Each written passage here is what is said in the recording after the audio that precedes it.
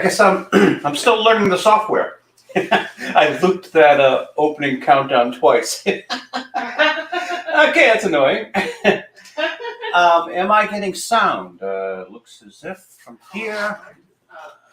Well, hello, good evening. Welcome to the Phydeaux Livestream broadcast again. Okay, we are getting sound. Good. All right, we have most of the comic strip here. Let's see if I get some organization going. For anyone listening, I can't listen to the sound on my computer because it's behind, and I would answer questions later. I would, this wouldn't work. Oh yes, we need you live and here at all times. There's sarcasm is Monday, Tuesday, Saturday, Wednesday, Friday, Thursday, and that last one, Saturday. Okay. Well, this is next Monday's. The chief colorist is just about 100% finished it. Let's see if she's done any screw ups. Remember, I had these ink splots. I just barely see one dot right there, and I whited it out that. Phydeaux and Felicia, they've got post-it notes, and they're leaving all over the place to mark their territory. This is mine. This is mine. And this. And I get this. He slaps a post-it note on Jane's ass. And they come to Dino. You take them. Only if I get the couch, too. Tuesday, she still has to do the background, so you can see how she does the coloring. Well, we have Dino. He's typing, nice chatting with you. Why don't we meet up for dinner? We could go on a date. Then I'd discover that you're ugly. You'd spend $200 and I'd leave and forever avoid your calls. Why don't you just send me $100 and save us the trouble? Do you take PayPal? Meanwhile, Phydeaux's eating his food. Now he's wiping his mouth, tossing the napkin over his shoulder. There it is on the floor. So Phydeaux's going to show up in his strip. What's that? No, I was going to say this is not actually how I typically color, because usually I have Ghost Phydeaux for a while. Yeah. He's usually amongst the last things I color. So this one we just got to do some background work. Characters are done. All the layering's done. Felicia's looking out the window. What's going on in the world today? People driving cars. Some people are walking. It's quite depressing. Nobody's where they want to be. Camera stays out. Camera goes outside. Camera comes back in. Camera comes in closer with a punchline. All right. This is Thursday. Phydeaux, come here now. I wonder what Felicia's doing. Bogash seems angry. Maybe I should listen to what he's saying. And I don't want you to do that again. Nope, nothing worth listening to. I'll just wag my tail. Okay, good boy. I like what I've done with the word balloons here. See, usually with my word balloons, I'll do a parenthesis and close it that way. So I figured I'll do the same thing with the word balloons. We just did parentheses, and then I just did the bubbles. So actually, the word balloons look really nice. Yeah, so I'm happy with that. So we'll do the background on this one today. Friday in a bar. Just did the ceiling, and I wanted to get that out of the way. Usually, the bars, I ended up doing most of the background coloring. I lost my dog today. Oh, that's too bad. It could be hard to. There you are. Damn, you found me. Did you see me chasing the truck? Like a little detail that he knocks her wine glass over. Oh, tail wagging. Okay, we'll do the characters. Actually, we'll probably do this one first. So we'll do the character inking on this one, and maybe we'll get to the background. Who knows? And this is the infamous one we were not going to use, but I decided to use it anyway. It still might not be used. Still got a week to decide. Jane says, we're not taking your truck. Why not? And hey, everybody, here comes the dog. Gotta remember to wipe that out there. I want to keep that in mind. Because I'm in a dress. Phydeaux, you're not in today's comic strip. The audience wants to see me, not Jane in a short dress. But the cartoonist likes to draw her. All right, let's put that aside. And please visit PhydeauxComicStrip.com for all your Phydeaux needs. Actually, I don't need that anymore because I've got it here on the StreamYard. There we go. StreamYard has done a fantastic job allowing me to put that down there. All right. Let's choose our weapon. Let's see. Let's go to the old ashtray. So we go from finer to blunter in instruments. Since we're doing characters here, let's get the finest of the brushes. They're all theoretically Velvet Touch number 8 squirrel pubic hair, Himalayan squirrel pubic hair, but some are made better than others. Could I have the strips to continue to color? Oh, sure. It's Saturday, Mm-hmm. and yeah, that one. Thank you. All right, get back, get to work. Whoa. Son of a bee. Okay, knock over your color pencils. I did not go She follows. She follows direction rather well. Hey. Okay, now as I often tell you, cartoonists are the filthiest creatures upon the face of the earth. So I've got to wear a glove so I don't get all my dirt all over this. Ink. Where is the ink? Thanks to Noodlers for their Eternal Darkness ink. All right, now let's get in here comfortable with the camera on my darn shoulder. Wearing a shoulder McCam.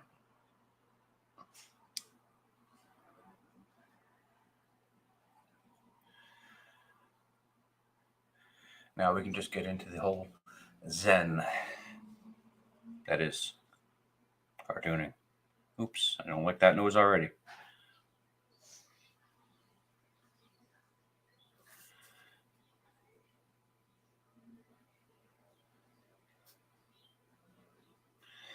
See, I always wanted to use a paintbrush because these things would get shrunk up so small when I was using a quill pen. The lines just disappeared. It was a self-defense thing in college newspaper. I was using these zip screens and a quill pen and doing all this fine line work. And then when he shrunk it down to put it in a newspaper, it was just a ink blot.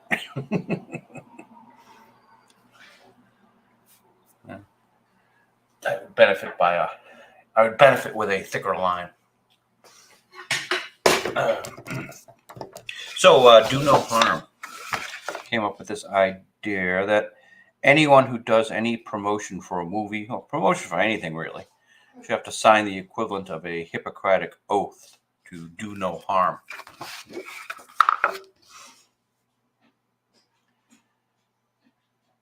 My thinking behind a lot of Hollywood's advertisements these days actively make me not want to see the product.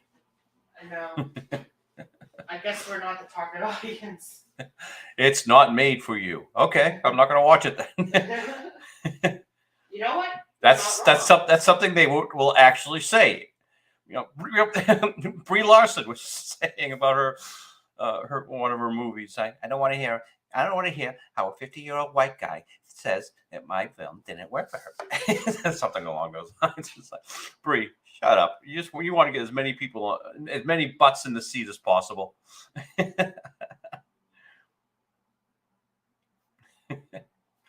Yeah, I don't understand how they think.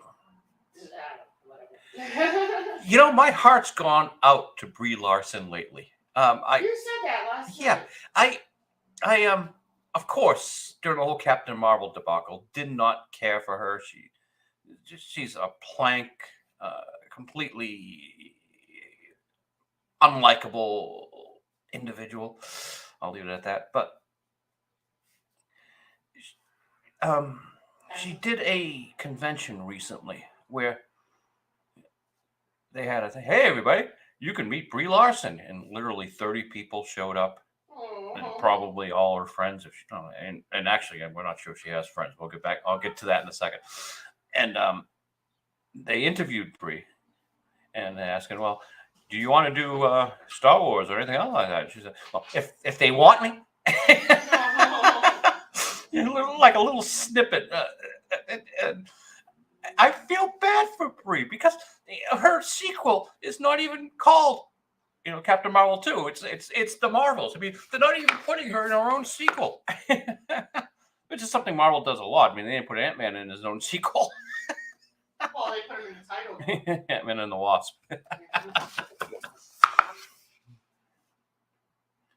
But hey, Marvel, you claim to have made $1 billion on Captain Marvel. She must be box office gold. And I will not repeat my baseless accusation that you use your promo budget to buy your own tickets. Nope. I have no proof of that. Sure, all those theaters were empty. People just decided to not go that day. Yeah, they bought the ticket and said, "Oh, I think I got to stay home and do the laundry."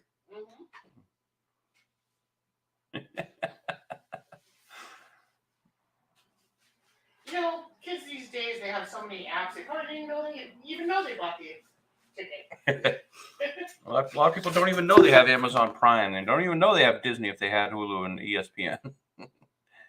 But once they find out, they get rid of it. I was just gonna say. Great minds think alike. So the promo for Shazam, Fury of the Gods, I think it's called. I don't know. It makes it look like a really silly film. It looks like they're really they're really advertising their humor, and it might be the case which what they show you are the only jokes in the film. But I got the feeling that the whole film is kind of silly, and they're gonna make fun of the whole superhero idea throughout the film. And it's been done before, guys. Over and over again. Yeah. I don't remember Shazam. Did we watch it? Did I watch it? No. It's a DC product. Oh, okay. Yeah. The whole Shazam character vaguely fits in the whole DC universe anyway.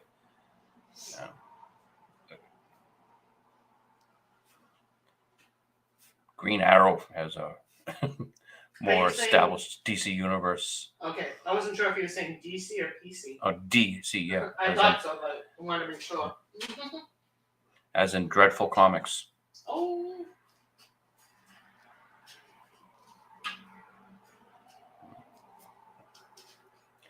But that wasn't the. Oh yeah, Picard. I still haven't seen it yet. Picard season 3. Yes, but you did get your Red Letter Media. Yeah. Red Letter Media said it was good. And Mike Stanislavka, whatever his name is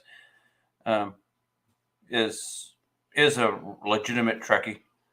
And again, he's one like Robert Meyer Burnett. He's one of the people whose opinions I trust.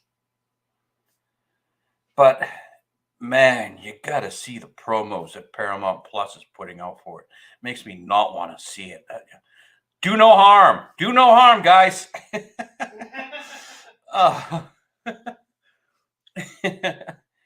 And we have Paramount Plus now.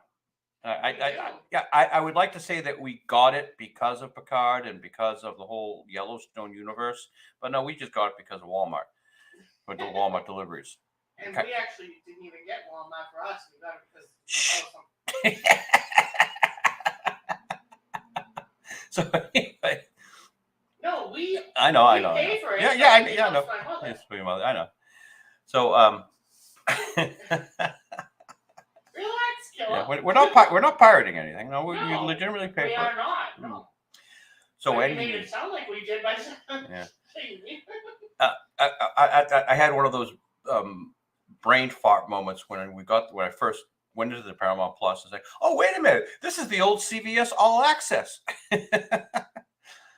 So after going where no man has gone before, Paramount Plus, looking at their lineup between Yellowstone and that Sylvester Stallone thing, but the other stuff, I said, they don't have a bad lineup. This is something almost worth doing. Just get rid of that blemish that is Discovery.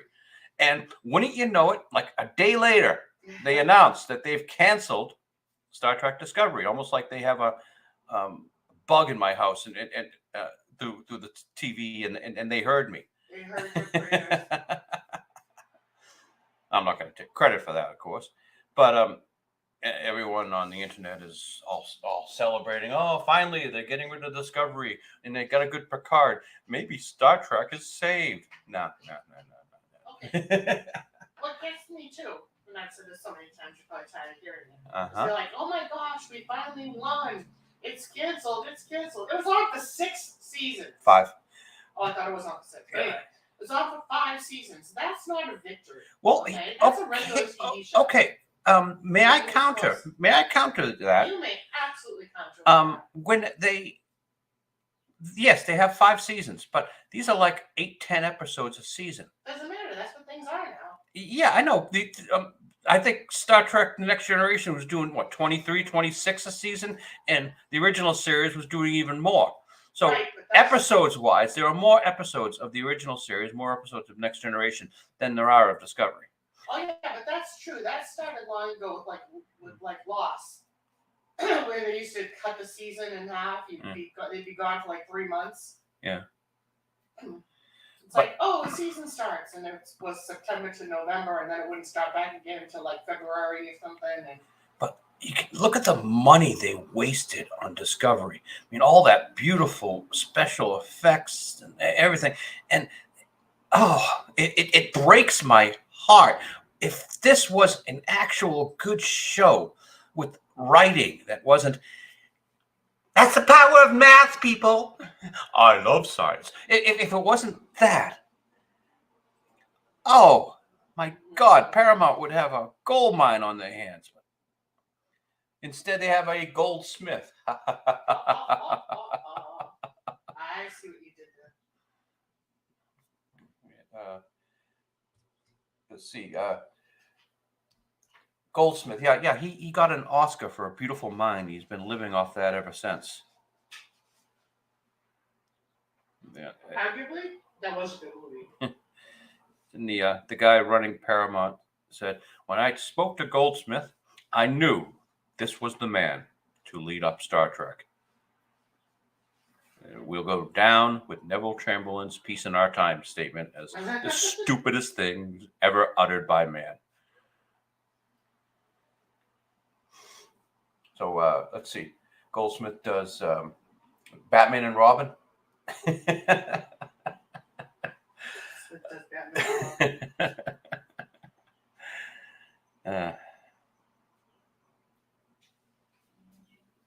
Hey, that had its audience. I think wasn't he responsible for Sony's Spider-Man universe? The one was he? I do not know. Could have been the one that tanked in the end there. Actually, I'd rather blame Sony executives for that than him, but because it was like too many cooks in the kitchen. They were saying, "Oh, you gotta put Venom in here." Well, we already have 2 villains. Yeah, well, put a third villain. But we need Venom. Yeah, but we already have 2. But we need Venom.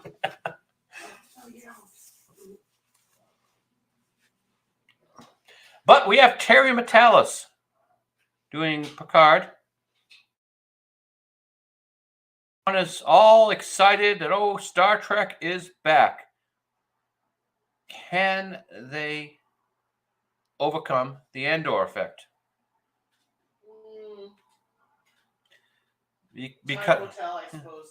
Because of what they did with Star Wars, I can't watch A New Hope anymore. I can't watch Empire Strikes Back or Return of the Jedi, which wasn't that great anyway, but still, you get my point. They destroyed that whole franchise with their new stuff. Oh, we got to tear down the old characters so the new characters look better. The past is dead, buried it. Murder it if you have to. Yes, well, they did. Yeah, they murdered it.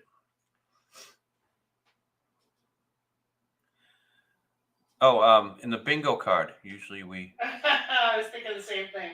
Usually we just about every episode we've mentioned the 1930s Chancellor of Germany. I was wondering, by mentioning Neville Chamberlain, does that count? Because he was talking about the Chancellor of Germany when, Peace in Our Time. That's sort of like a Hail Mary. If you can't get the rest of the bingo, then okay. We'll give you that one.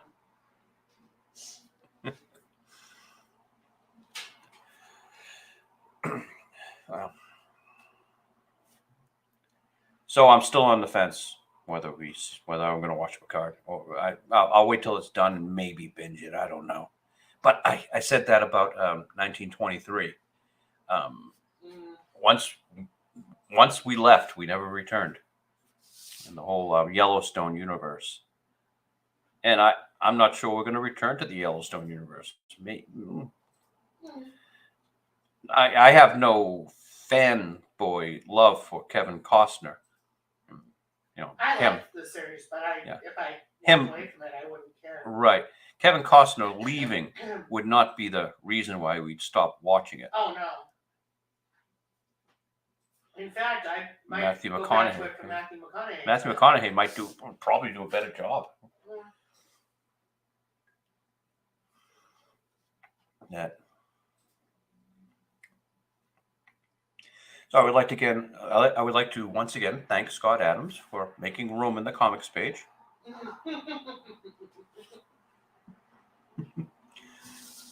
Thank you, Mr. Adams. You don't know the good you've done. So technical point here: you never want to draw your characters that small, and then I drew them smaller. I wanted to get a room to show that the room was empty, and there you are. It's so easy to color when they're that small too. Teeny tiny little choo-choo. Oh well.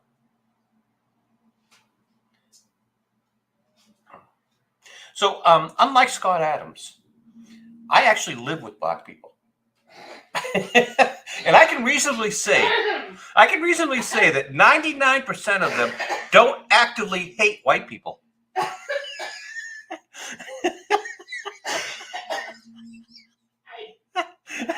That floored me. I'm not sure really why, but I did not know where you were going with that. For some reason, that really hit me.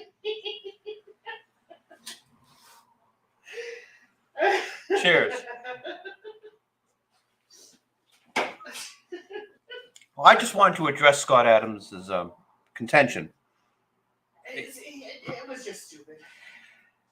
Well, never talk race.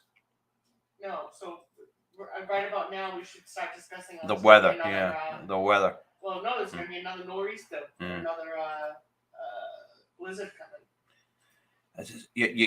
You are never going to win that argument. About a nor'easter, you're right. About a nor'easter, exactly. But I guess Scott wanted to end his career anyway. He's got an assistant drawing his strip now because he doesn't want to go through the effort anymore. Well, didn't he make some sort of a comment that now he's completely free, he can write whatever he wants? Yeah, if you can find his strip, I think it's on Locals or something. Yeah, it's on you got to pay $5 a month for it, and he's going to Howard Stern himself, and he says he's going to be unedited and a bit more wild and free. Just what we want, a wild and free Dilbert. Yeah, exactly. That's what the world needed. Yeah. Hey, if you're going to spend $5 a month, though, you can always do it on, I know, on Patreon. Yeah. Dilbert is actually the only comic strip I read. Yes, I know. With the reason being, well, two reasons. With the reason being, it's so dissimilar from my own strip. I don't fear that I'll accidentally steal any jokes. It's true. But when I was working for a company whereby I had to actually turn up on particular hours, I had like a little Dilbert desk calendar where I write the hours on. So I've read Dilbert ever since. It reminds me of how bad it is to work for somebody.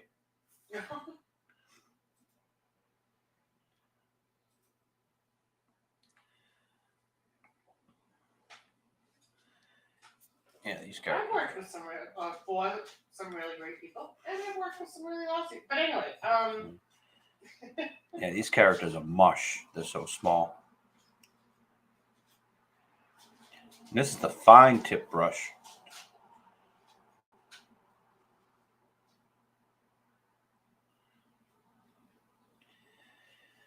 But what are rules if they're not there to be broken? Never draw your characters this small. Okay, let me draw them small. Mm-hmm.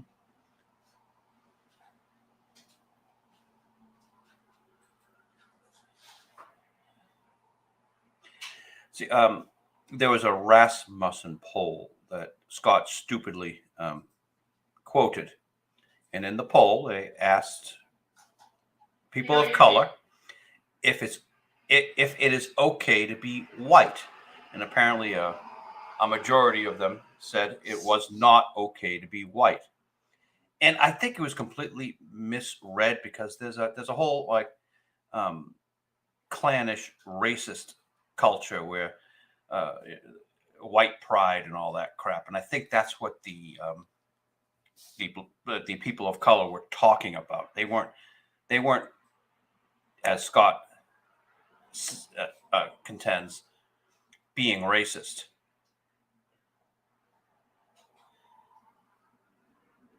But he stepped on that landmine.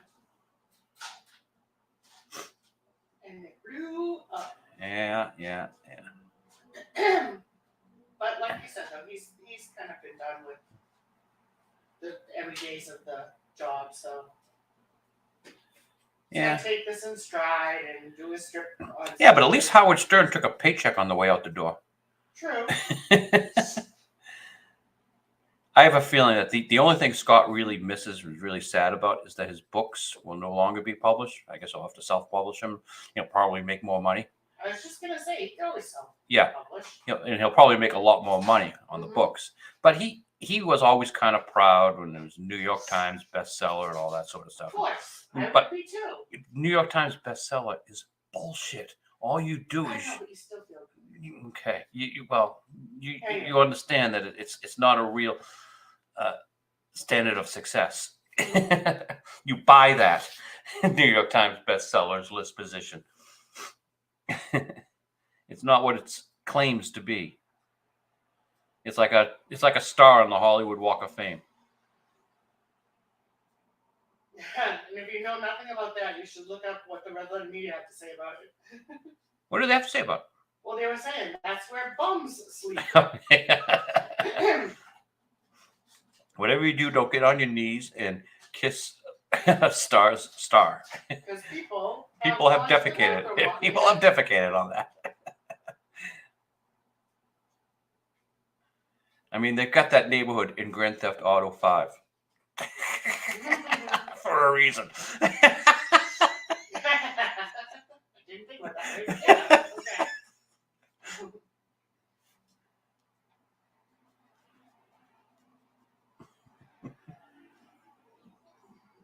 That's the one thing that's totally unrealistic about Grand Theft Auto 5. There's not enough homeless people. Oh, really? But it is realistic to be able to press a button and jump out of your moving car and run. Jump and run. Jump and run. It's square. Control what? X. Control X. I don't know. X. Yeah, Vicky's a gamer. She did finish Bully. I did finish Bully. I did.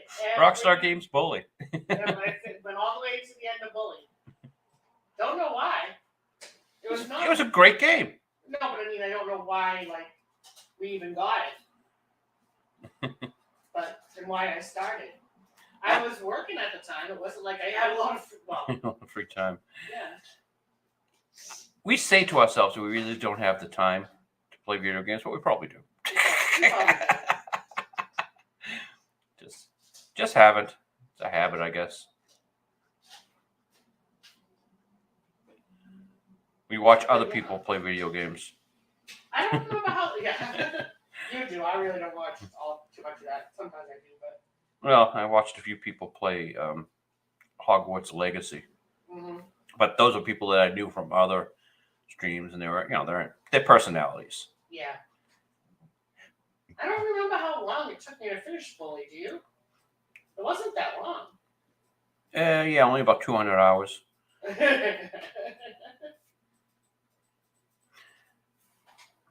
don't remember playing it for that long. I must have played it like all weekend. Because that was when I was going to work at like 6 a.m. and getting home at like 6 p.m. Ah, the good old days.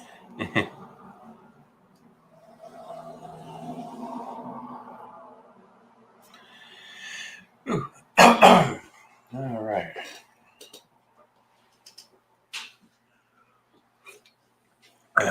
We are drinking Coke Zero today.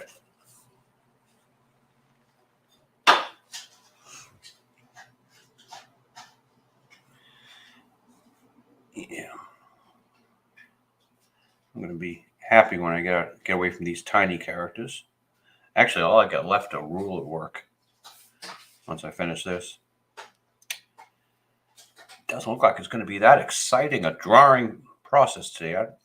Unless maybe we'll come up with a we'll start a new strip. You can get all the exciting process of cutting paper. Ooh. And using the legendary comics calibrator. I have one in my custom designed precision instrument called the comics calibrator. I have one saved in my archives. So, yes. If you can see on the screen, this character here, Emma. Mm-hmm. Have we decided if she's a redhead or a blonde? Chief colorist. I thought she was a redhead. Okay. Like you want her to be a blonde? No. I'll take redhead. Women change their hair. Yes, I'm sure.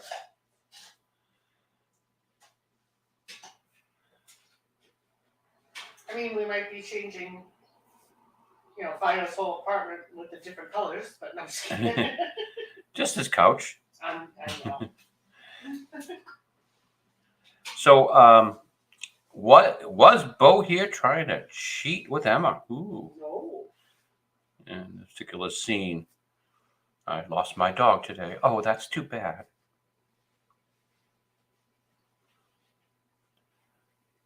Behind the scenes.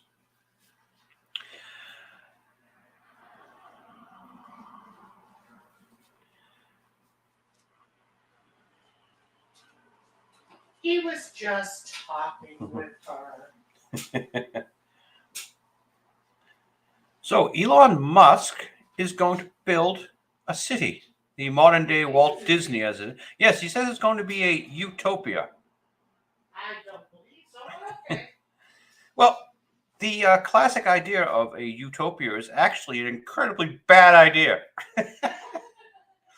One might say that, utopias in the past have been, disastrously authoritarian hellholes.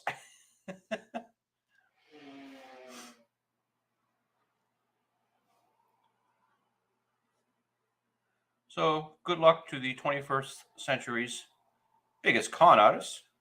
And I hope he...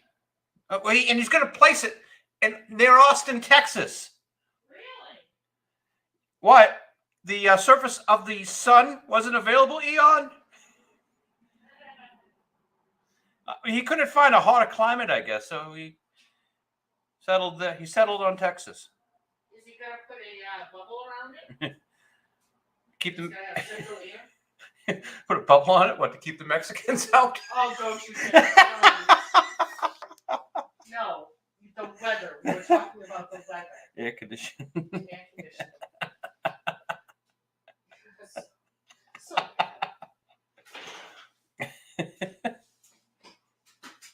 do you have paper towels over there? Yep. Can I steal one? Nope. No? Get your own. I don't have any. They're way over behind the computer. I have to stop what I'm doing and reach. Nobody said you had to stop what you were doing right now and reach. No, you just did. No, I didn't. There you go. Thank you. Sure. So, can we get to a broadcast without any sniffling? That's what I'm trying to do. That's what I wanted to. You out of tissue? I'm out of everything over here. I think we got some tissue in the overstock closet. Yeah. I'll look in a second. There's a lot of things over there.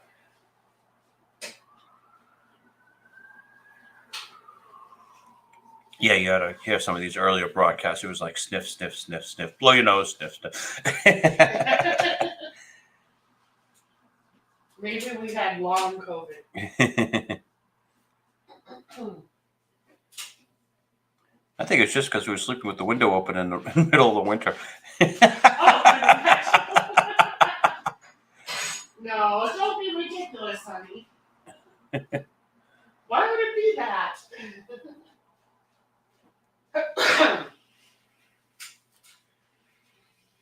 Yeah, I'm trying not to sniffle, but I cannot prevent the coughing.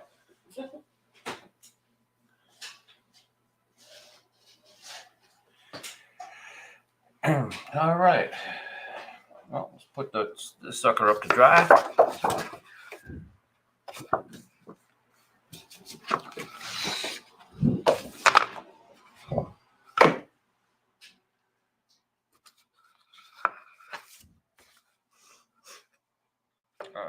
Wednesday, Thursday, Monday. What's Monday? You didn't get all the cold ones.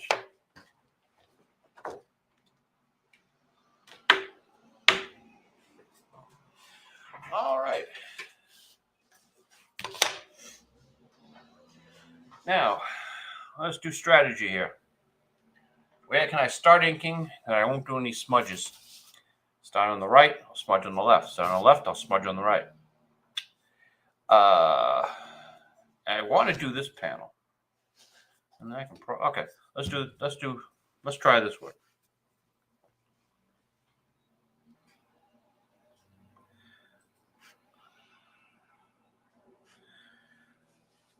So, what have we entertained ourselves with television-wise this week? Anything I can think of? Did we? I don't know. I've been entertaining. I did. I've been entertaining myself with the war in Ukraine. They're going to start sending tanks. Oh, you had to see the U.S. propaganda film, but I love it anyway. They showed coming to a battlefield near you, and they sent a drone low and slow over this line of military vehicles that they brought to Poland for eventual transshipment into Ukraine. And now tanks and Bradleys and bulldozers and trucks, cars, Humvees, the armored Humvees. It's just hundreds, rows and hundreds of these vehicles. It's like, wow. It was very impressive. Okay, there should be a line here for the center mullion of the window, but since I've already done the background, we're going to pretend it's not there for clarity's sake. So when you see this comic strip published, just ignore that I forgot to do the mullion in the window. Okay.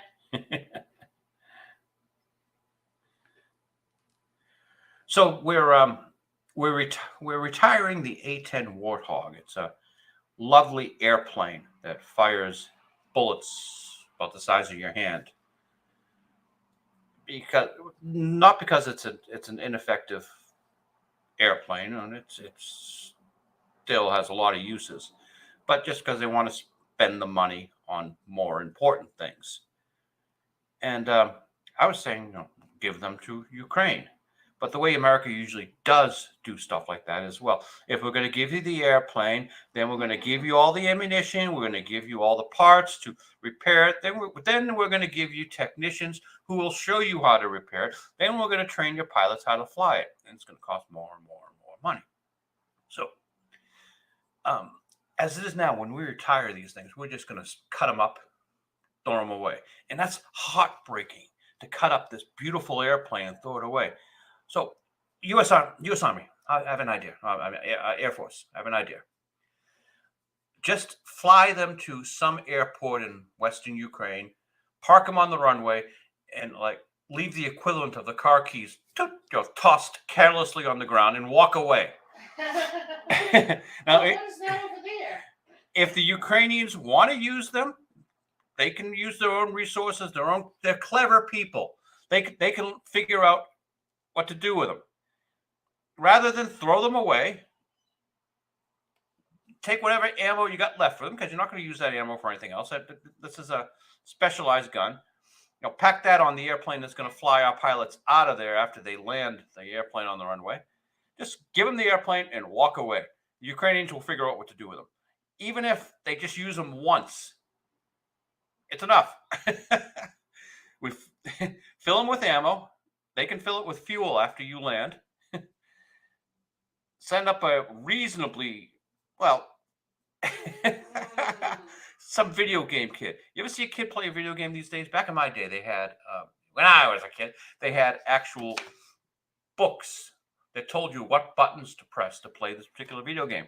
They don't even do that anymore. You're tossed in there, and you got to figure out what buttons to press to do anything.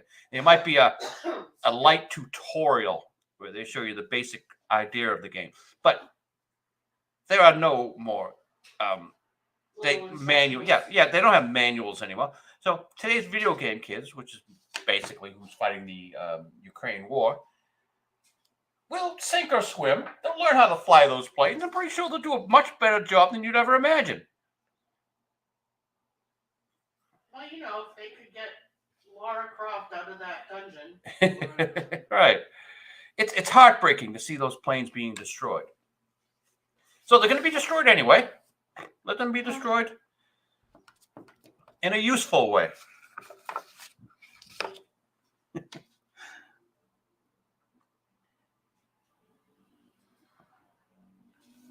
Probably above. Yeah, this is above the panel, but oh well. You guys know what a straight line looks like, so you know what I'm doing. Actually, I've got to get in here and color that roof. See, it's big splotches of black like this that will really want to smudge. Once I do this, I just have to get away from it.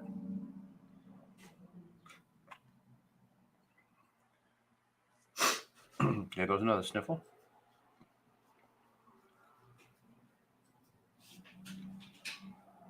Sometimes we just set unrealistic goals for ourselves. We'll add sniffle to the bingo card. All right.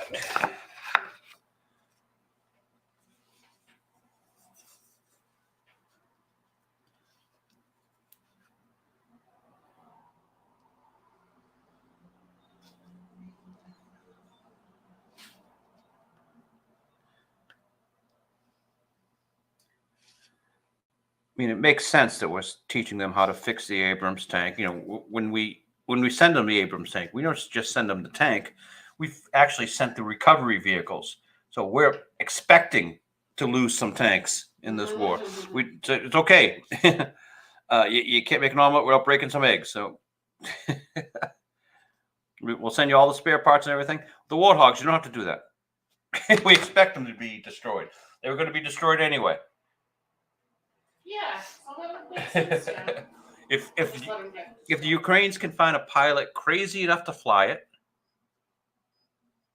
let them at it. Let them do it. Yeah.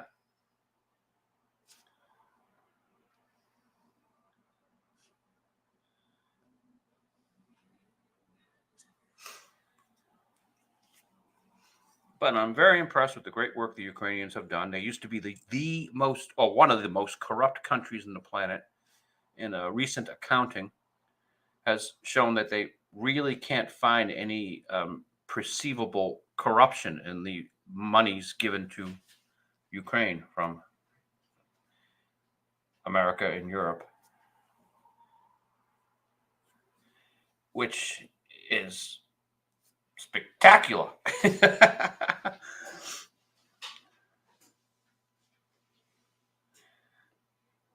I guess they've realized this is an existential threat to them, so they're not going to screw around. No good. But Russia's still as corrupt as possible, so that's that. At least they're reliably corrupt. Is corruption like endemic? Oh no, okay, no, never mind. I was going to say, yeah, that's going to sound racist. I should shut up. But you can almost be racist with white people, so no one cares. That's racist. Just stop talking. Really, no one should care if I say anything about the Russians. Just stop talking. And we have a considerable Russian contingent around here. What I'm thinking is we've got a GE aircraft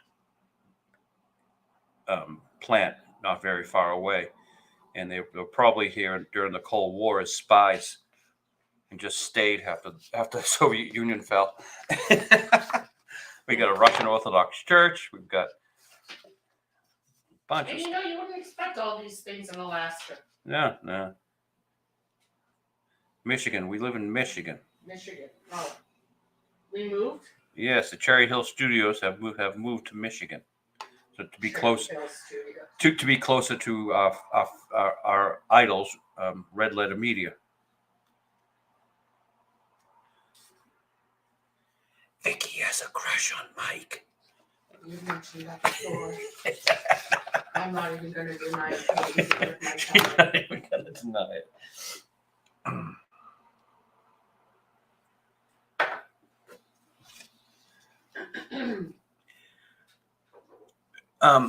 The chief colorist is someone who's incredibly lucky, and in her lifetime, just about every star that she's had a crush on, she's been able to meet and get a hug off of, like Scott Baio, for instance. That is right. My mother paid extra money, or I don't know what she did to get me in that line. Does that make him a prostitute? Yeah, probably. It was for a popular charity back then. Oh, okay. I cannot remember the name of it. But if I told you, Scott's Bank account? No. No. If I told you, you probably would have remembered it. Like, he wasn't the only one doing the hugs. Like, it was like, it wasn't this, but it was like cuddle for cats, or you know what I mean? I don't know. It was like some. Really? No. Any starlets to mention? I don't know. I didn't even know that. We used to go to this particular mall every Saturday, without fail. My mother and I and my aunt. And 80s, right? In the 80s, yeah. My mother and I and my aunt. That sounds so Saturday 80s. During the day, we'd go, we'd have lunch, and then we'd go to this one particular store that my aunt used to work for. So she liked to shop there. Discount. She worked in the administration, though. She didn't work in the actual store, so that's why she didn't mind going back there, or going there. But anyway, we used to go every weekend without fail. And I don't know how we missed this, but one weekend when we were there, we saw all these people gathered, like, outside of JCPenney.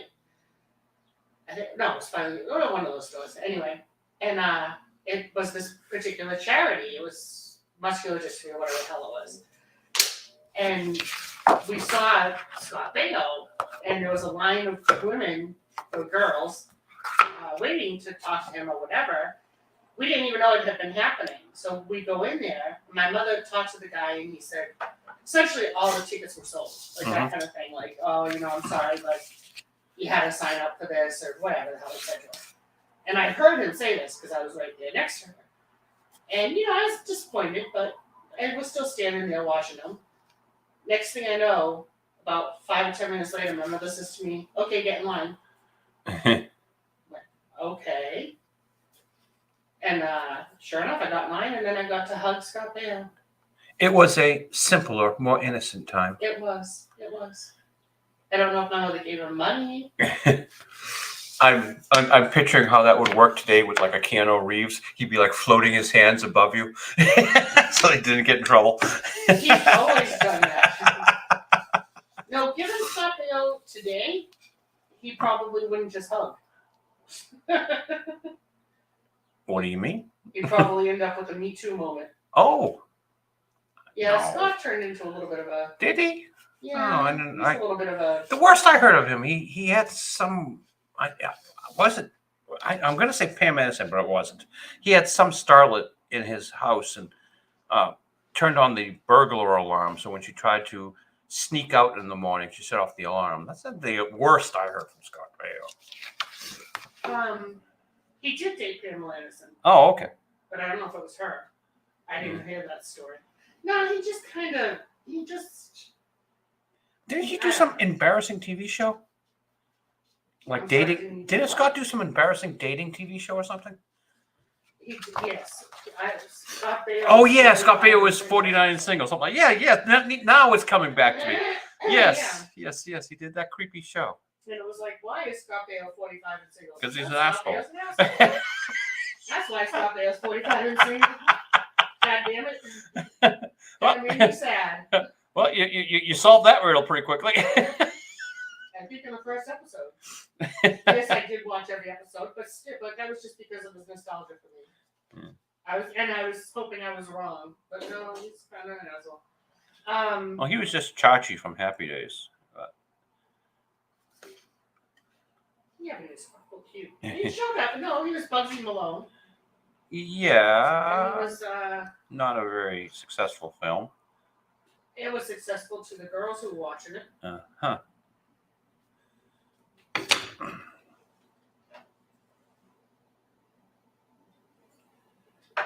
Now, my wife has a type. Handsome men.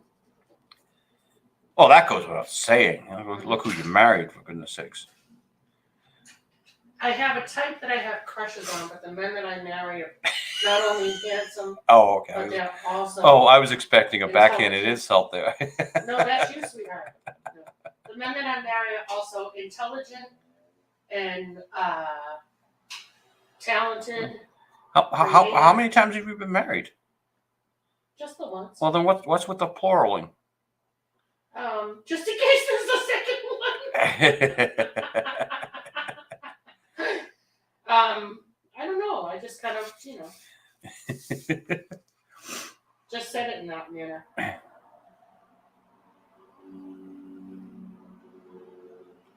I didn't want, I was trying to be obtruse and not overtly say it was you, honey, because, I wanted to preserve your modesty. Well, as loath as I am to talk about myself.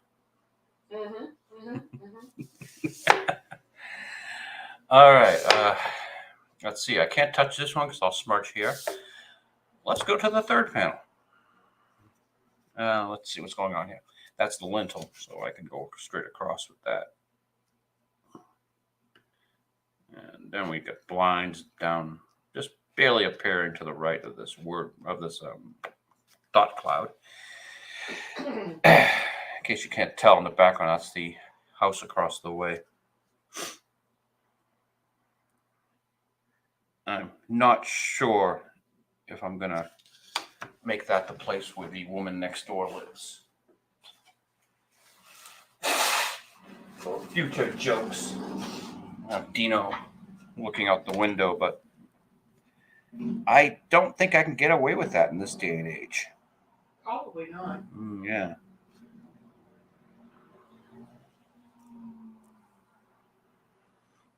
I'll have to wait until I'm canceled and do like a Phydeaux Unleashed comic strip like Scott Adams is doing. Phydeaux off his leash. Yeah, that no one will see. And in that one, Dino will be the peeping Tom looking at the neighbor across the way. Well, let's do the. I also thought we should get like a telescope or binoculars, but then I feel like we might get arrested.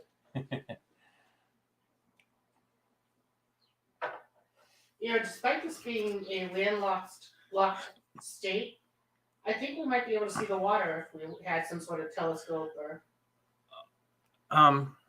Excuse me, Chief Colorist. Mm-hmm. Oh, never mind. Yeah, took you a while. Yeah. No, I had tried. I was processing in my mind. It's called the Bay State. What the? What are you talking about, bitch? It was famous for its harbor. We dumped tea in it.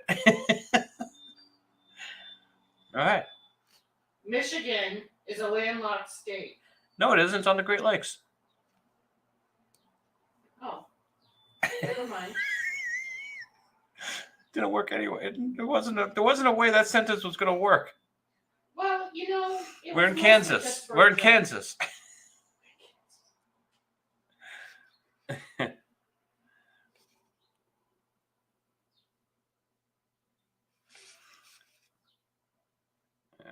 Let's see. How far does that? Oh, table A goes down to about the C. Alrighty then. So, I just had thought in my mind that I had to edit. with the thinking here, why is the table up around Bo's head? Well, it's actually only that big, so if it were down by his feet, it would be table height. It's just the perspective is so low. It's that this perspective line is down around Phydeaux's nose, so you're looking up at the table. So that's my excuse. Works for me. All right. Can't touch much more without risking smudging. I do want to get that roof painted, so I'll have that out of the way. You can do that without smudging anything.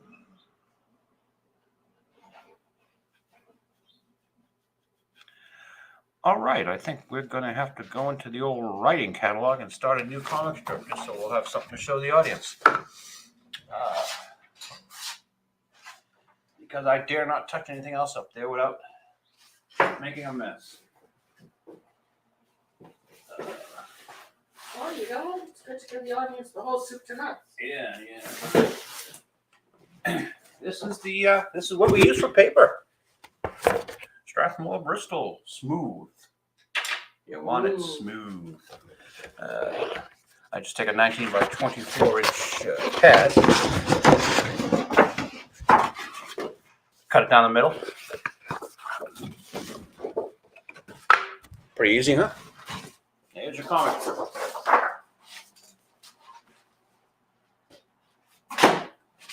All right. Now we are stuck slavishly to the 4-panel format, which is what the Comics Calibrator facilitates. The panels are 4 9/16 by 5 13/16. And why are they like that? Because it makes you happy. Because it makes me fucking happy. You got it. I haven't been married to you for almost 17, 18 years for nothing.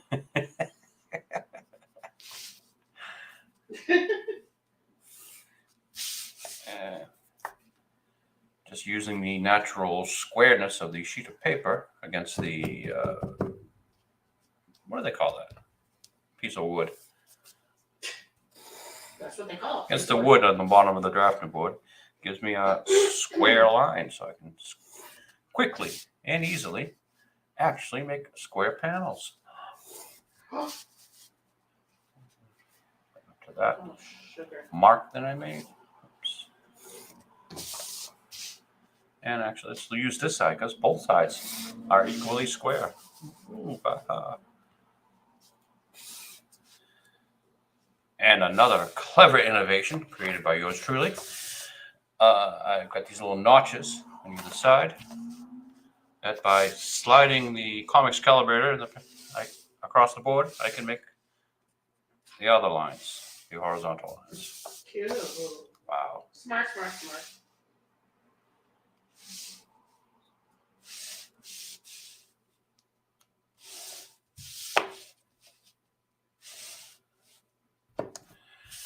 Back in the Stone Age of cartooning, we'd be sitting here with a ruler, measuring everything out, but unnecessary. Now the lettering, 5/16 by with a 1/8 gutter, and I've got these little check marks over here, which actually tell me where to put the dialogue. And I don't like to have more than 5 lines of dialogue because it's too wordy. And if there's 2 people speaking, I've got this dialogue to offset it. And if the 2 people are speaking in the same panel, I like to have at least I like to change the line justification. I'm not sure what I'm doing for a joke here. So let's go to the book. See what we got. You can tell I wasn't prepared for this because I don't have the book ready. So every Post-it note is a joke that I'm thinking about using in the future. I do a little check mark when I've already used it. So I can actually take that Post-it note off. So save some time. We can go right to the Post-it notes and decide what gem of a joke did I think I could work into the comic strip. All right, this one. It's such a busy world, we forget to pay attention to what's truly important. You know, Felicia, you're right. What's for dinner? Dinner. So the joke being, what's truly important is what he eats. Let's explain that one today. All right, let's put that aside. The next one. You know what they say? If you can't say something nice, don't say anything at all. But then how can I fix you? Yeah, but I can't complain, and so yeah. I think that one needs some more writing. And I never really was able to work with this one. Felicia says, I feel terrible. And Phydeaux says, well, that's not my fault. Felicia says, I didn't say it was. What, am I that bad? I'm never telling you how I feel again. Good. We're still working on the chemistry between the dog and the cat.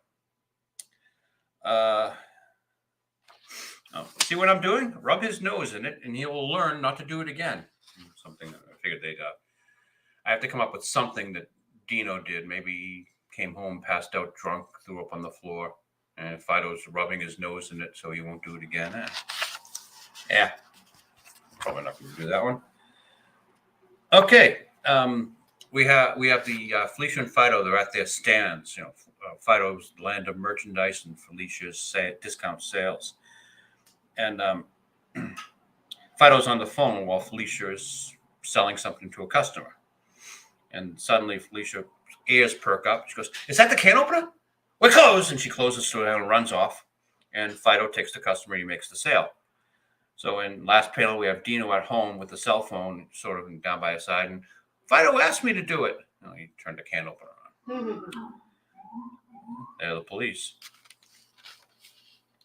They were arresting you for making something so funny and people were dying with laughter. And that one ain't funny. Miss Abraham's condition has been upgraded. Oh, that's good. No, that's bad. It means she's getting sicker. So upgrade is bad. Yeah, I didn't finish that joke. All the stuff I haven't finished writing. It's them or me. That's the problem in this world. If I can't get rid of them, how do I make them do as I say? Are all cats like this? Yes. Yeah. Phydeaux's nightmare. Hugging Felicia.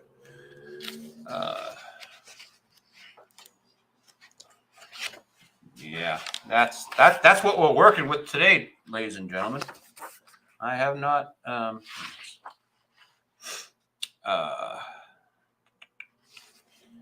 Well, we can do this one. Such a busy world. Forget to pay attention to what's truly important. You know, Felicia, you're right. What's for dinner? Still trying to work on the chemistry between a dog and a cat. So I suppose I should have them in more little moments like this together to work on their body language and such. What would they be doing? What's going to make this joke work is that they're sort of doing something that that's funny. For lack of. Oh, yeah, have this one. Phydeaux opens a vacuum cleaner bag. This is where all the good stuff ends up. Just have to brush off the dirt. No. All right. Funny. You talked yourself out of that one. Yeah, I talked myself out of that one. All right. Funny. This works only if there's a human witness in the background listening to them. If they're just talking amongst themselves, like I did in this panel, I can get away without a witness on that one. But this one requires a human witness. So, Dino playing a video game or Bo trying to do something.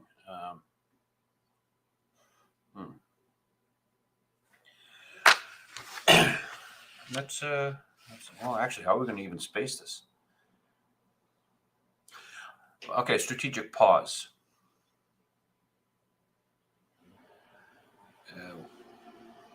So a strategic pause is where a character stops to think for a moment.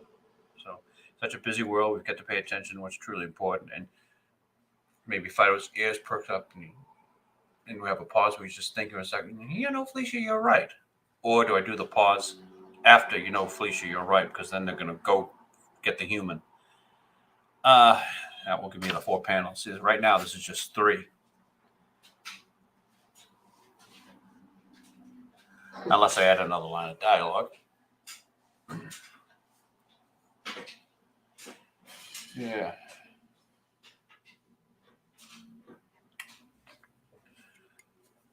What to do.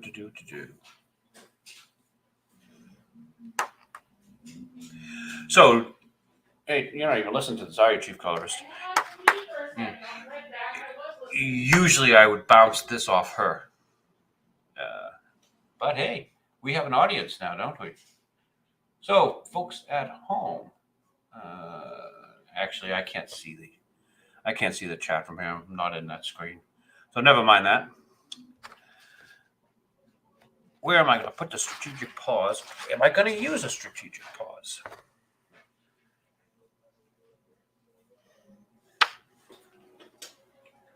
I know what I need.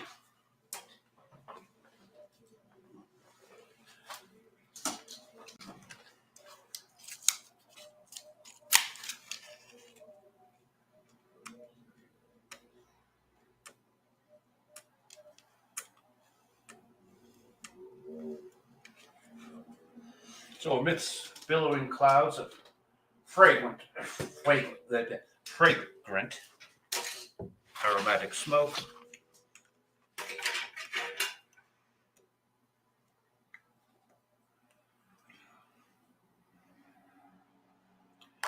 okay,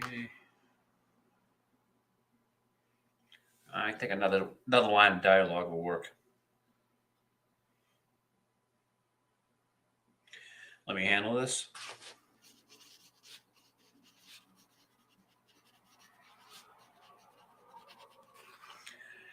Such a busy world, we forget to pay attention to what's truly important. Felicia, you're right. Let me handle this. It goes to what's for dinner. So we don't need the witness. The first 3 panels, there's just a dog and the cat, and the 4th panel is when he goes to harass the human. All right. That way I get into that. That way I get it to fit in the 4-panel format. New line of dialogue. Completely unnecessary, but it fixes the rhythm. And since there's no instance where there's more than one person talking in any particular square, I don't need to do the secondary tick marks for dialogue spacing. So such a busy world. Looks like 3, maybe 4 lines for the first panel. This is a parallel gliding ruler with these rubber wheels on it. It allows you to make nice smudge marks. With these rubber wheels on it, you can have a rolling parallel line. Another item to speed up what used to be a laborious use of T-square and measurement. We'll go 4 lines in the first, just so we have enough room.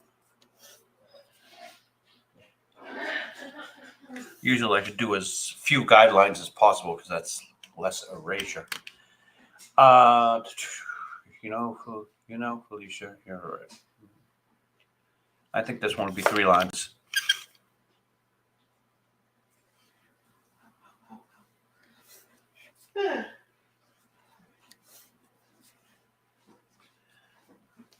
Felicia on the second line.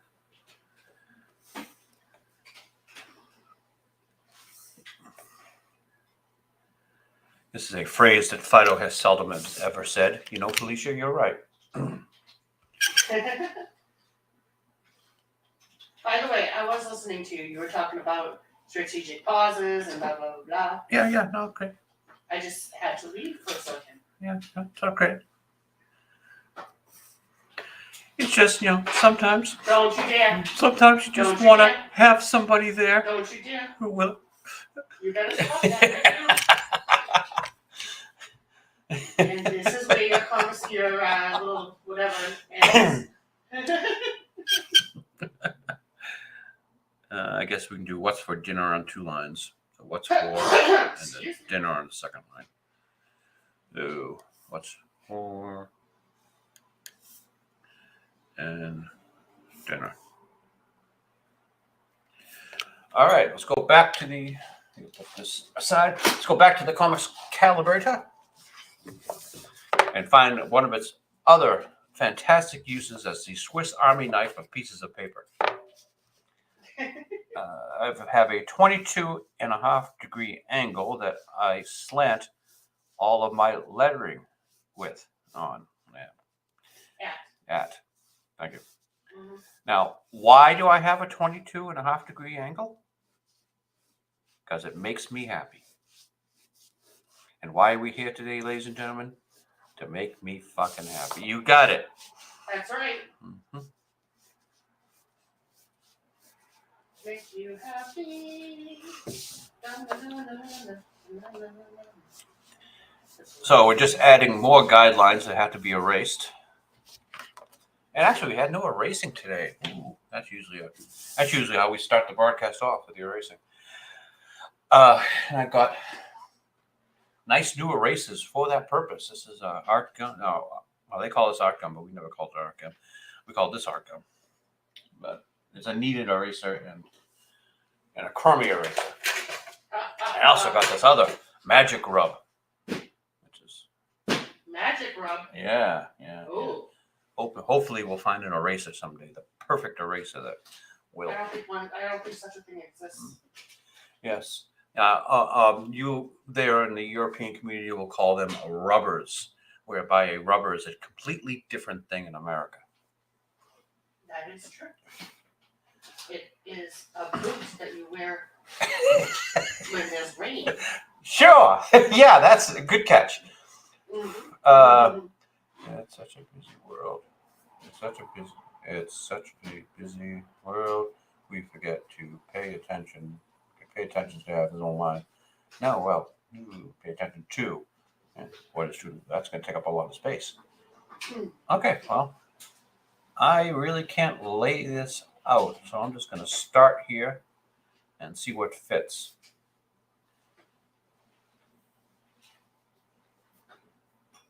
The new S.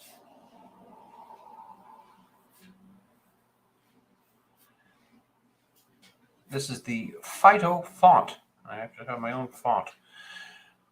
The H and any other thing slant up.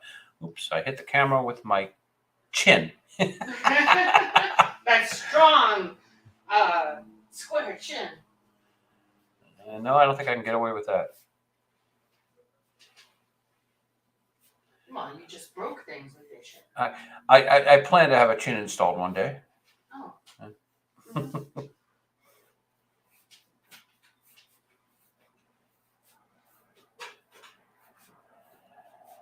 Actually, none of this is probably visible.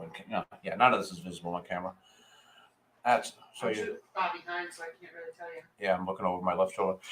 Okay, such a busy world, comma. It's important in cartooning to be. It's not visible. Yeah. It's important in cartooning to be slightly literate. Actually, I think I might be able to solve that problem with another new purchase. Yeah. I've got a. Here we go. Let's see if this helps us out. This is a 6B pencil. Pencils come H for hard, B for some reason soft. No idea. So this should be like an incredibly soft lead pencil. So it should be dark. Let's see if it's readable. It's also more difficult to erase. Oh, great. Let's see. Where was Because it? erasing is your funnest thing to do. make it harder on yourself.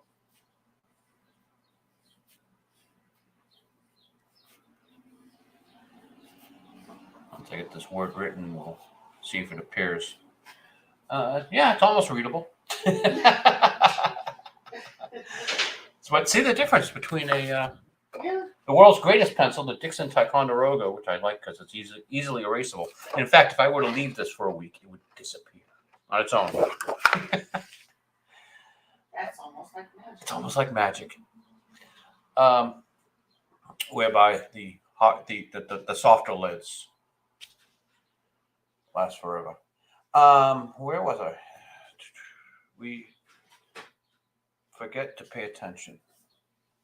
And I should be paying attention here because I'm probably going to misspell or screw up the grammar. A certain amount of literacy is very important in cartooning. Mm-hmm. You don't really have a problem with grammar. No. Well, I shouldn't. I know.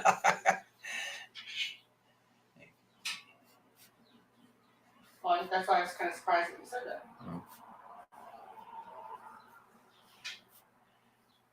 I mean, my language skills better than my doctor's. That's only because most of your doctors. Women, yeah. English is not.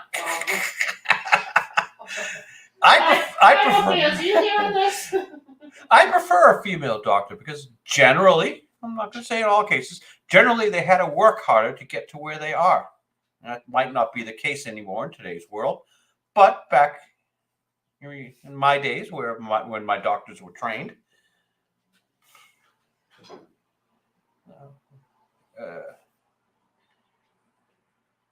the chief colorist just had her went to a phlebotomist, someone to draw blood, and you could tell this was not someone who was hired for her skill. I think that the weather today is beautiful. It's nice out. We have the window open. Check this out. I got an MRI, and the guy, the person who was not hired for their skill, did that to me.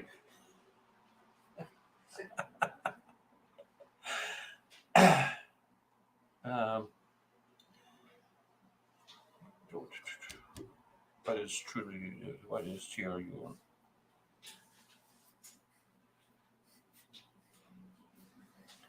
Guess we're gonna have to put in another line. Oh shit! What? I just did one. Actually, I don't even have the. It threw me off so badly that I swore. Yeah. Oh, there goes that monetization. Yeah. Okay.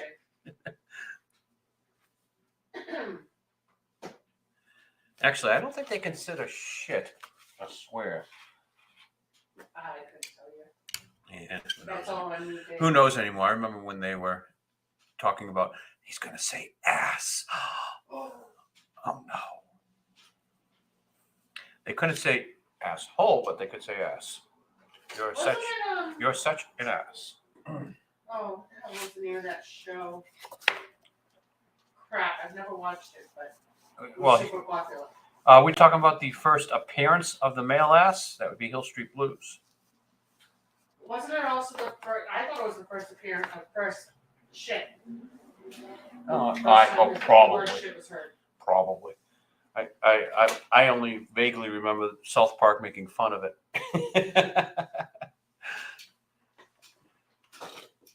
I never watched those Street Blues. Yeah, me neither. I was too young for it, I guess. My parents never watched it either. Although I think I've heard the theme song 1,000 times. Yep. I used to play piano, so I've heard it more than you have.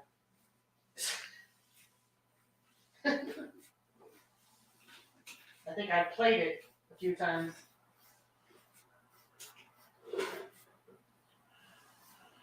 So not only are the letters slanted 22.5 degrees, but I slant up in the opposite direction. The E and the A and the H. All right. You know, Felicia, you're right.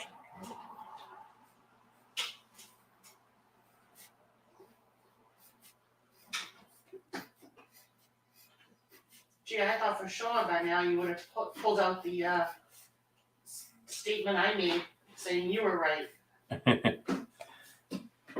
Well, it's not like I have it handy. I know, you don't keep it near you all the time. Yeah, no, I don't. Nope, I don't. I'm aware that you don't keep it near you all the time. Well, at least I haven't framed it. My mother has one too. I wonder if she still has hers.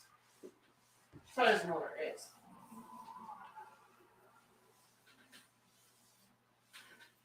Must be terrible to be so wrong all the time. Me? I was wrong twice, ever. That's why I made a monument. That's why I had to write it down to mark its historic moment. Ah. I was wrong once with you and once with my mother. Okay, I'm going to put an arrow here to tell me when I finally do the inking. I want to move that last line over a little bit to try to center this better. I'm actually thinking now I didn't put the apostrophe between you and the R, so that will probably do it. Anyway, okay. Place your right and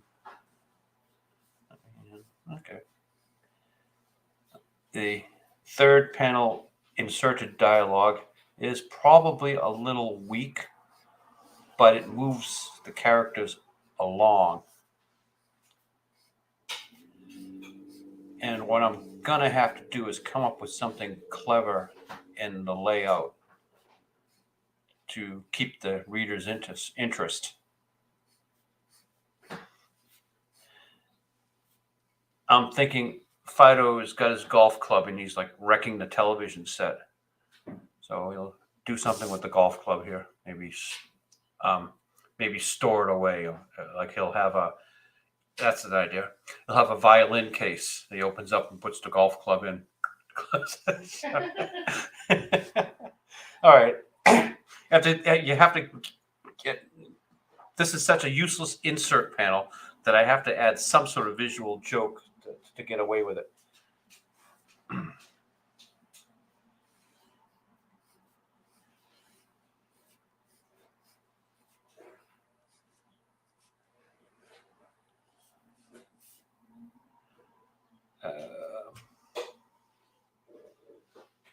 Well, I'm going to do 3 lines for What's for Dinner, too. I was just going to do it in 2. But I like the shape of the balloon. And since Phydeaux is so small, I can get away with it. There'll be plenty of headroom.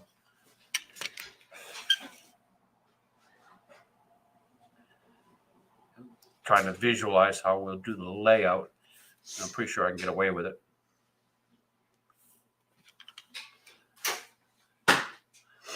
And I'm not going to do the guidelines. I can figure out what the angle is.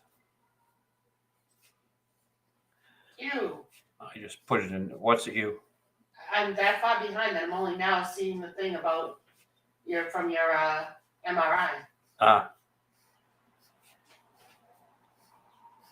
Bruce. Well, you can't always hire someone because they're at the head of their class. If you're going to have social justice.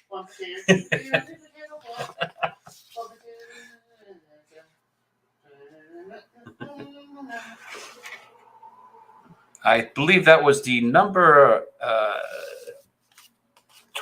28 song on the top Billboard 100 back in 1968, the Banana Split song. I can't believe it actually made sense. Yeah, music sucked back then too. It's survivor's bias that you're enjoying when you think that music used to be great in the old days. No, it's always sucked. Just the good stuff is the only stuff that survived. All right, let's put a.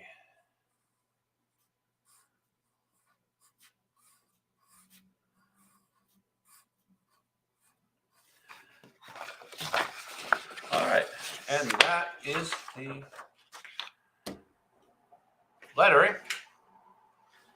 Let's. This is probably completely useless for the camera because I'm going to do the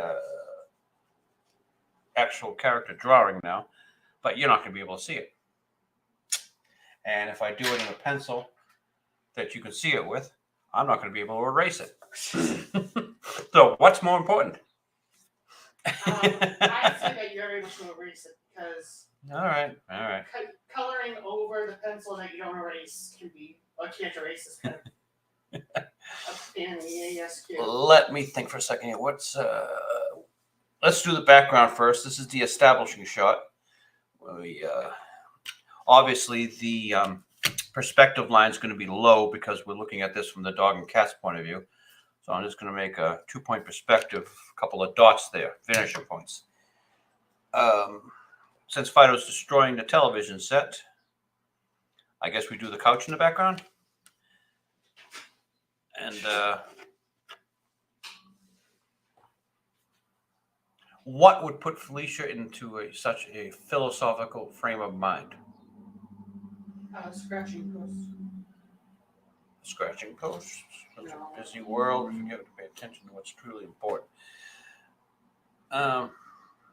Could she be looking out the window? Yeah. Playing with a mouse.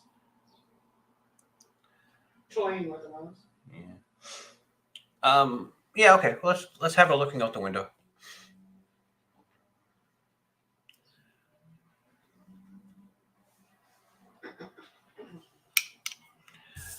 So, in that case, I was going to draw the background first, but we've got to be sure to get Felicia and Phydeaux in the frame. Let's assume she's up here looking out the window. I'm going to put Phydeaux down here somewhere. Now, how do we make the backgrounds fit that? Neck. Okay, she's sitting on a chair.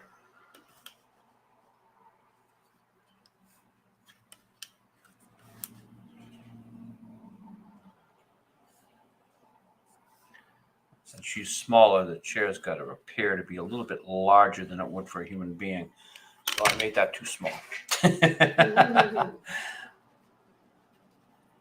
This would be a human-sized chair, so it's got to be bigger. They're roughly half the size of humans. So the chair will go from there to about there.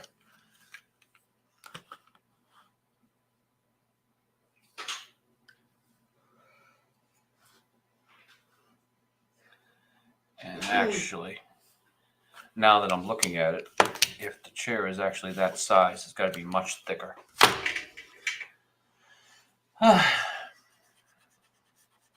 People don't realize how much thought goes into this.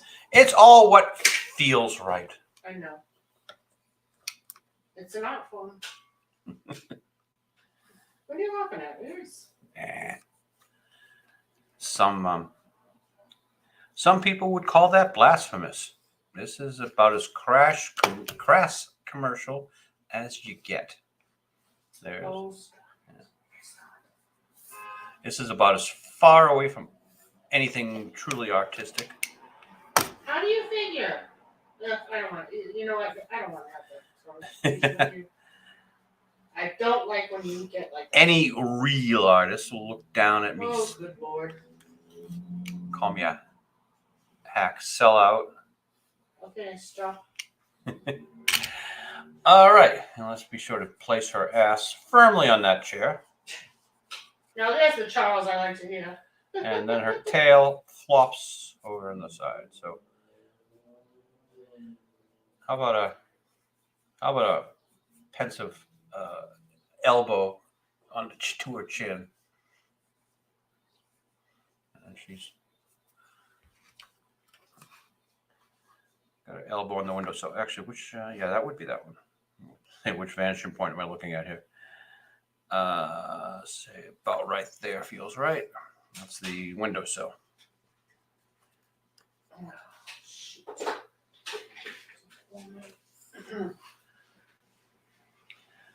Like, what do cats think of when they're looking out the window? You know, I would have just thought, bird. I want to murder that bird. I wonder what that bird tastes like. There was some serial killers. Sometimes you see a pretty woman and you wonder what would it be like. What would it be like to talk to her, take her out to dinner, see what her life is, and then another part of me wonders what her head will look like on a stick. Ew. Yeah, cats are like serial killers. Oh. Oh boy.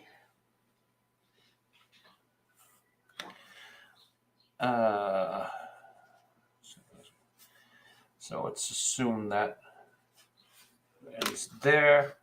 So then that ends there.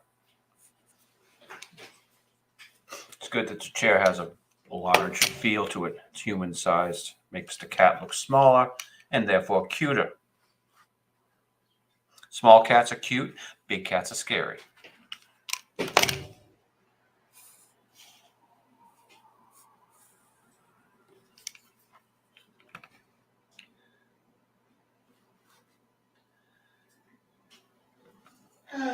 So is that Tiger King guy still in jail?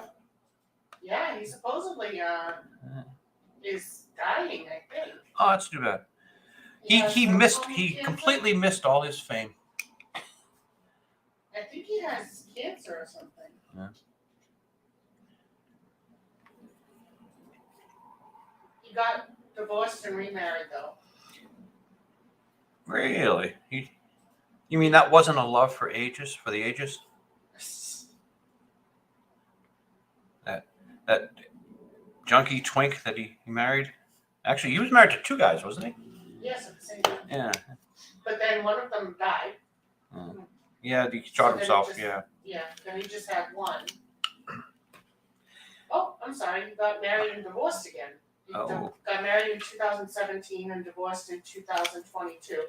Which the whole time he was in jail, which I will never understand that, but okay. Okay. So the floor would be about right there if the chair is close up to the wall. Close enough to the wall for her to lean on the sill, that is.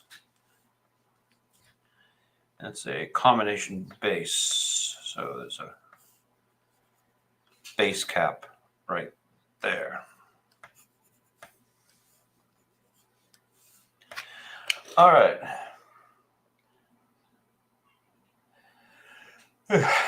All right.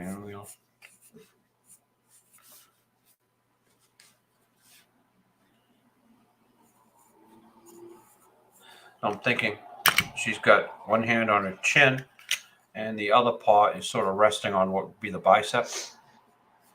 Okay, he has prostate cancer. He's actually been moved to a federal medical center, so he's not technically in jail anymore.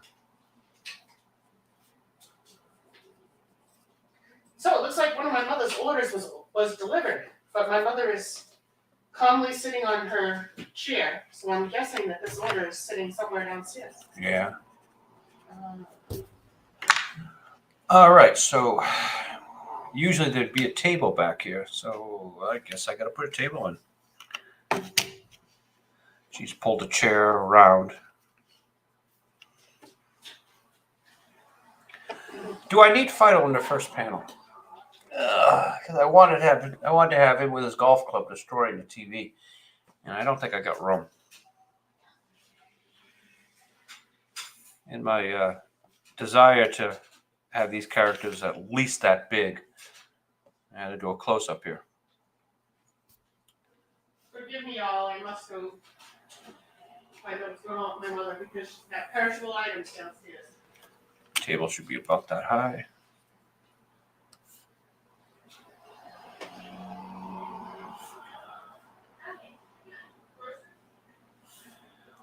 Let's listen to her conversation. Her mother fell last night. I had to run out to pick her up off the floor. She did not hurt herself. Guess she was reaching for something and reached too far. When she does that, she'll go down really slowly, not hurt herself.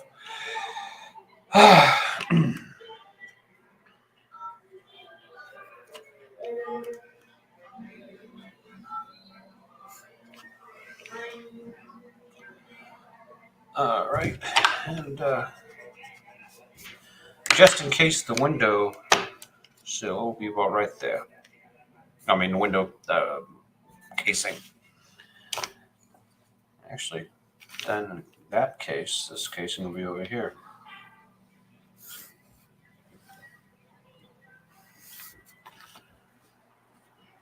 Huh. That worked out well, I guess. All right, and when Phydeaux dug into the floor last month, he put down a piece of plywood that is about right there. For continuity's sake, I keep on drawing the plywood. That's blocking the hole he dug in the floor. And do some balance here. Put an empty beer bottle on the table. So my original idea was to have Phydeaux over here somewhere. But he'll just be in the same room doing his business.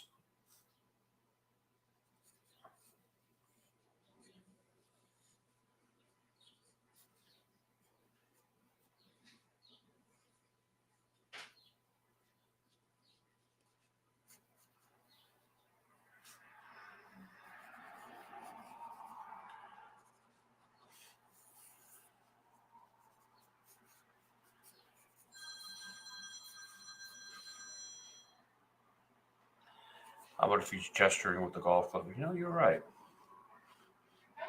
Or, no.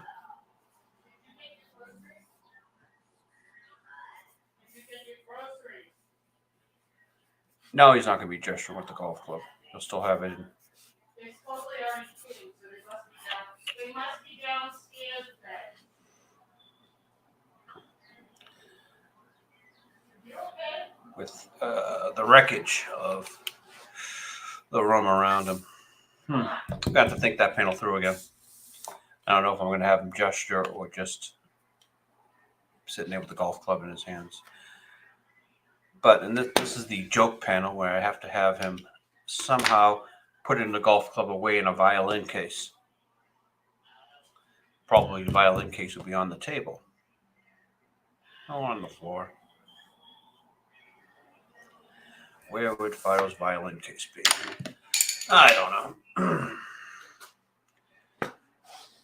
That's a lot of layout I've got to think about.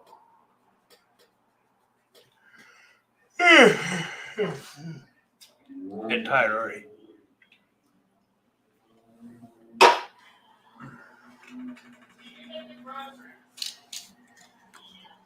Well, whilst the chief colorist checks on her mom's groceries, it's probably a good time to say goodbye to everybody.